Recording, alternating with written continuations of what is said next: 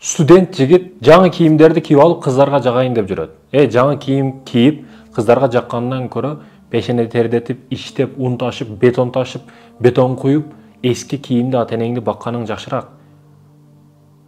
Баягы жаңыраак машинаны алат дагы дароо кыздарга барып ошентип мактанып жүргөндөр, девушкасын алдыга салып алып кыйкырып жүргөндөр узакка барбайсың жигит, шашпа узакка барбайсың. Жаңы машина алып кыздарга жаккандан көрө жаңы машинада таксилик кылып ата-энеңди бак. Ушул нерсе жакшыраак сага. Ата-энебизди урматтап сыйлап калайлы, урматтуу мекендештер. Алар бүгүн, эртең жок деген. Өтө каттуу өкүнөсүн. Өтө каттуу өкүнч сени кыйнап өтөт. Эгерде сен ата-энеңди урматтап сыйлап калбасаң, урматтагын, сыйлагын.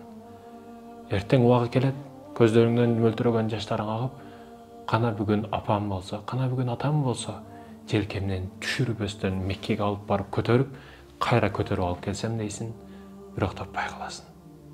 Урматтагын, сыйлагын. Убагында, учурунда сыйлагын, урматтагын. Бүгүн эки этаж үйдө жашайсың, 5 эт тебесиң, сону машинада жүрөсүң.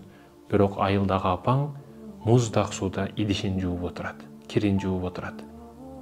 Бир арыстон 5000 сомго арисон алып бере албайсың. Дүйнө ичиңе кирип бүттү. Сени чиритип бүттү бул дүйнө.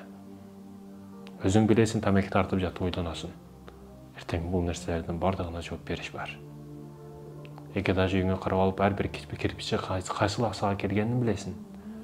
Акфасы кайсы акчага келгенин билесиң. Эртең барып, аз эле калды. Жооп беришиңди ойлоп кыйналасың, кысталасың, сыгыласың, ойлоносуң, дыккат болосуң. Энеңди урматта, сыйла. Анын дуасы менен иншалла көп ийгиликке жетесиң.